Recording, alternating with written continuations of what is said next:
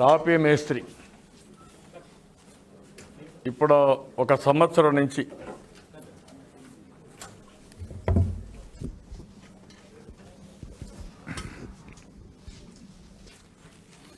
ఈరోజు మీరు చూస్తే కొల్లు రవీంద్ర కేసు, ఎవరో కడుపు గాలి ఒక తాపీ మేస్త్రి ఆ మంత్రి పైన తిరగబడితే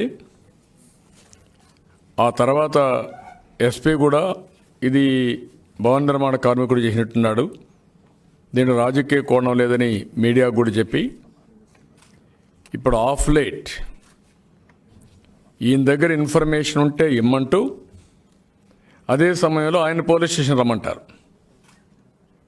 ఎంత దుర్మార్గం అండి ఇది.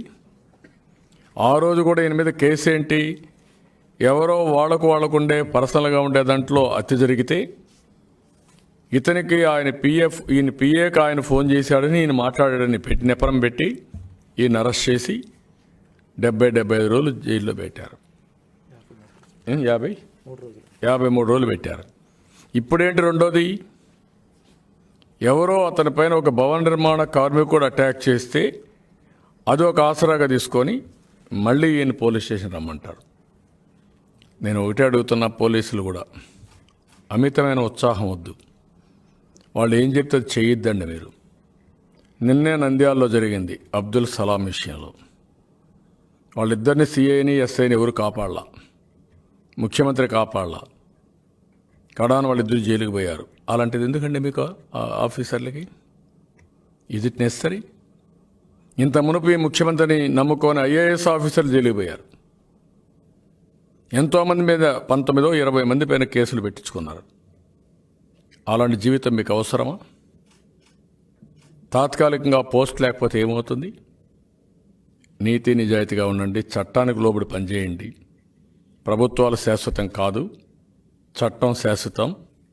మీ యొక్క క్యారెక్టర్ ఏదైతే విశ్వసనీయత ఉందో దట్ ఈస్ పర్మనెంట్. ఆ స్టిగ్మా వేసుకోవద్దండి. మమ్మల్ని ఇబ్బంది పెట్టి మీరు ఇబ్బంది పడద్దండి. మేము తప్పు చేస్తే మీరు అడగండి, నాకేం బాధ లేదు, తప్పు చేసిన పనిష్ చేయండి. కానీ కావాలని చెప్పి అవతల వాళ్ళు చెప్పారు కాబట్టి మమ్మల్ని ఇబ్బంది పెట్టాలి కాబట్టి మీ పోస్టింగ్ కోసం చేస్తే జాగ్రత్తగా ఉండండి. ముందు మారిగా నేను కూడా ఉండను, అన్ని లెక్కలేసుకుంటున్నా. రేపు ఎప్పుడు అవకాశం వచ్చినా మిమ్మల్ని అంత ఈజీ కూడా వదిలిపెట్టాం, కోర్టు కూడా కేసులు వేసి పెడతాం.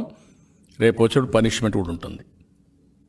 కోర్టు ద్వారా కూడా పనిష్మెంట్ ఇప్పించే వరకు వదిలిపెట్టాం. డీజీ అంటే కొంచెం అన్నీ వదిలేశాడు ఆయన. అన్నిసార్లు డీజీని కోర్టు పిలిచిన సందర్భాలు ఎప్పుడూ లేవు. పోలీసు వ్యవస్థ పైన నేను చేసింది ఎప్పుడూ లేవు. అది మంచి పద్ధతి కాదు, మంచి సాంప్రదాయం కాదు. అది పోలీసు వ్యవస్థ యొక్క ప్రతిష్టకు సంబంధించిన విషయం కాదు. ఒకప్పుడు ఆంధ్రప్రదేశ్ పోలీస్ అంటే one of the best police in India. Law and order maintain చేయడం, హుందాతనంగా ఉండడం, నేరస్తుల్ని అందరినీ కూడా ఎక్కడికక్కడ యాక్షన్ తీసుకోవడం, ఒక మంచి స్టేట్గా చేయడం అన్నీ జరిగాయి. ఆ విషయాలు గుర్తుపెట్టుకోవాల్సిన అవసరం ఉంది. వాళ్ళకు ఒక టూల్స్గా ఉపయోగపడద్దండి. That is my request. నేను అదే చెప్పాను, నేను ఎస్పీతో కూడా మాట్లాడాను. నేను ఐఎమ్ వెరీ క్లియర్, ఇది మంచి పద్ధతి కాదు. నేను ఈ మాట రిక్వెస్ట్ చేశాను ఆయన కూడా. ఎవరన్నా what is the connection between him that worker? ఆ నియోజకవర్గంలో ఉన్న తప్పైంది, ఎమ్మెల్యేగా మాజీ మంత్రిగా అంటే ఈయన అపోజిషన్ కాబట్టి అతను ఆయన పైన కేసులు పెడతాడా? ఏమనుకుంటున్నారు మీరు? తెలుగుదేశం పార్టీ కూడా తిరగబడతాం. మేమందరం కూడా సంఘటితంగా తిరగబడితే మీ పోలీసు వ్యవస్థ కూడా ఏం చేయలేరు. ఎంతమంది పైన కేసులు పెడతారు పెట్టండి. ఆ కేసులు పెట్టిన తర్వాత కూడా మేమేం చేయాలనో మేము కూడా వర్కౌట్ చేస్తాం.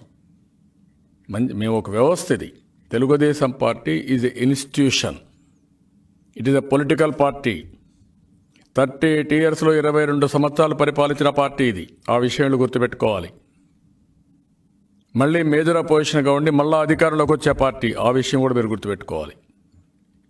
అంతేగాని ఏదో పర్వాలేదులే ఏమైనా చేస్తాం, మళ్ళీ ఎవడో ఒకటి పట్టుకొని ఏదో చేసుకుంటాం అనేది మాత్రం కుదరదు. అలాంటివి మీరు జాగ్రత్తగా ఉండండి, న్యాయం చేయండి, చట్ట ప్రకారం యాక్ట్ చేయండి. మాకేం అబ్జెక్షన్ లేదు. చట్టాన్ని మీ చేతుల్లోకి తీసుకుని వాళ్ళు చెప్పినంత చేసి మమ్మల్ని హింసించాలి అనుకుంటే మాత్రం చాలా తీవ్రంగా ఉంటాయి పరిణామాలు. నేను I'm very clear on that. ముఖ్యమంత్రి ఇన్ని కేసులు పెట్టాడు. ఏ కేసులైనా వాస్తవం ఉంటే ఎందుకు బయట చెప్పడండి ఏసీబీ? నేను అడుగుతున్నా. ఒక రాజకీయ నాయకుడి పైన కేసు పెట్టేటప్పుడు చెప్పాలనా లేదా అని అడుగుతున్నా.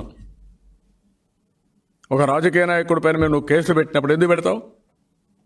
నువ్వు తప్పుందనేది పెడుతున్నావు. ఏ తప్పో చెప్పాలి కదా. అందులో ప్రతిపక్షం పైన పెట్టినప్పుడు ఇంకా జాగ్రత్తగా ఉండాలి కదా మీరు. You answer this. ఏ చట్టం కింద ఎవరేం తప్పు చేశారు? You have to answer. ప్రతి ఒక్క కేసులో కూడా మీరు చెప్పాలి. ఈరోజు అమరావతిలో కేసులు పెట్టారు. ఏ చట్టం కింద చేశారు? విశాఖపట్నంలో ఎందుకు చేయలేదు? నేను అడిగాను. అరవిందో కొన్నారు, బే పార్క్ కొన్నారు, ఎందుకు పెట్టలా కేసు? 70,000 ట్రాన్సాక్షన్ జరిగాయి, ఎందుకు కేసులు పెట్టలా మీరు? అక్కడ రాజధాని వస్తుందని అనౌన్స్ చేశారు కదా మీరు. ఇక్కడెక్కడ బ్యాన్ ఉందా? ఇక్కడ ఇన్సైడ్ ట్రేడింగ్ అయితే ఆడ ఇన్సైడ్ ట్రేడింగ్ లేదా? ఇక్కడ ఒక చట్టం అక్కడ ఒక చట్టమా? ఇదొక దేశం అదొక దేశమా? ఈ విషయాలు గుర్తుపెట్టుకోవాలి. పోలీసులు కూడా, ఏసీబీ కూడా గుర్తుపెట్టుకోవాలి. బ్లైండ్గా మేము కేసులు పెడతాం. సిబిసిఐడి కూడా మేము కేసులు పెడతాం. ప్రతి ఒక్క ఇంటికి వస్తాం. ఇంటికి రావచ్చు మీరు. మేము కూడా క్లియర్గా చెప్తున్నాం. మేము కూడా చట్టానికి లోబడే పనిచేస్తున్నాం. చట్టాన్ని మీ చేతుల్లో తీసుకున్నప్పుడు మిమ్మల్ని ఏ విధంగా కంట్రోల్ చేయాలో దానికి కూడా మాకు అవకాశాలు ఉన్నాయి. ఆ విషయం కూడా మీరు గుర్తుపెట్టుకోవాలి. సోషల్ మీడియాలో కేసులు పెట్టినా, మా వాళ్ళపైన కేసులు పెట్టినా కబద్దార్ జాగ్రత్తగా ఉండండి. చెప్పండి, అనౌన్స్ చేయండి. ఈ చట్ట ప్రకారం భారత రాజ్యాంగం ఒకటే కదా. రాష్ట్రంలో చట్టం అందరికీ సమానమే కదా. కొంతమంది చుట్టం కాదు కదా. You answer. పలానా ఆయన పైన పలానా కేసు ఉంది, పలాంది ఇక్కడ పెట్టాం. You answer.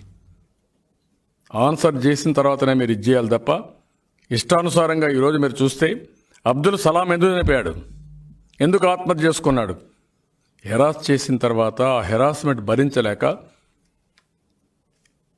కడాన ఆయన భార్యను కూడా ఇల్ ట్రీట్ చేస్తూ ఉంటే, ఇంకా నేను బతికే లాభం లేదు, ఒకవేళ నేను చనిపోతే నా భార్య అవమానాల పాలవుతుందేమో, ఈ పిల్లల్ని పెట్టుకొని ఆవిడ ఏం చేస్తారో, సమాజంలో సిగ్గుతో తలంచుకోవాలనే ఉద్దేశంతో అందరిని తీసుకుపోయి చనిపోయాడు. పిల్లల్ని కూడా. ఎంత కాస్ట్లీ ఇదండి. అదే మరి సత్తార్ని మీరు చూశారు రాజమండ్రిలో. మీకు కనపడలేదు ఇవన్నీ. అందుకే అడుగుతున్నా నేను. వాళ్ళు చెప్పుకోలేరు. ఎందుకు? వాళ్ళు ఇండివిజువల్స్ పాపం. వాళ్ళు కూడా నేను ఒకటి చెప్తాను, రాష్ట్రంలో చనిపోవడం, ఆత్మహత్యలు చేసుకోవడం పరిష్కార మార్గం కాదు. ఎదురు తిరగండి, ఓపెన్గా ముందుకు రండి, ఫైట్ చేద్దాం. మీకు అండగా మేము ఉంటాం. ఈ ప్రభుత్వ చట్ట వ్యతిరేక కార్యక్రమాలు చేసిన వైఎస్ఆర్ కాంగ్రెస్ నాయకులు ఉన్మాదుల మారిగా మీ ఆస్తుల మీద పడినా దాన్ని కట్టడి చేద్దాం. సమిష్టిగా పోరాడదాం. సమిష్టిగా పోరాడి వీళ్ళని నివారిద్దాం. ముందుకు రమ్మని వాళ్ళని కూడా నేను రిక్వెస్ట్ చేస్తున్నాను. చాలామంది పాపం దిక్కుదోలొచ్చిన పరిస్థితి, రాత్రులు నిద్ర రాని పరిస్థితి, ఏం చేస్తారో తెలియని పరిస్థితి, మానభంగం చేయడమా, వాళ్ళ ఆస్తులు లాగేసుకోవడమా, వాళ్ళ రోడ్డు మీద పడేయడమా, ఏం చేస్తారో తెలియకుండా చాలామంది ఆత్మహత్యలు చేసుకునే పరిస్థితికి వస్తున్నారు. నా జీవితంలో ఎప్పుడు నేను చూడలేటివి. ఇప్పుడు ఆయనకి ఎంత మనోవేదనండి. ఒక రెస్పెక్టబుల్గా బతికిన వ్యక్తి నిన్నటి వరకు మీరు చూస్తే ఈరోజు మార్నింగ్ వెళ్ళిపోయారు రమ్మంటారు. What is this? అంటే మీకు ఇంకా ఒక పద్ధతి లేకుండా మీ ఇష్ట ప్రకారం చేస్తారా మీరు? ఏం మంత్రి అయితే రేపు అక్కడ తిరగడా? మచిలీపట్నంలో లాస్ట్ టైం ఈయన మంత్రిగా ఉంటే ఆయన తిరగలా? అప్పుడేమి ఈయన కూడా అమలు చేసి ఉంటే ఏమైంటాడు ఆయన? అతను కూడా గుర్తుపెట్టుకోవాలి. అది నువ్వు అక్కడే ఉంటావు. మళ్ళా ప్రతి ఒక్క ఎమ్మెల్యే, ప్రతి ఒక్క మంత్రి గుర్తుపెట్టుకోండి. మీరు కూడా మీ ఏరియాలోనే ఉంటారు. మీరు కూడా ఇప్పుడు ఏదో గాలి సోకి మీ ఇష్ట ప్రకారం మీరు మాట్లాడుతూ పనులు చేస్తే మాత్రం మీకు కూడా అలాంటి అవమానాలు తప్పవు, అలాంటి మానసిక క్షోభ తప్పదు. ఆ విషయం గుర్తుపెట్టుకోమని హెచ్చరిస్తున్నా. Be careful.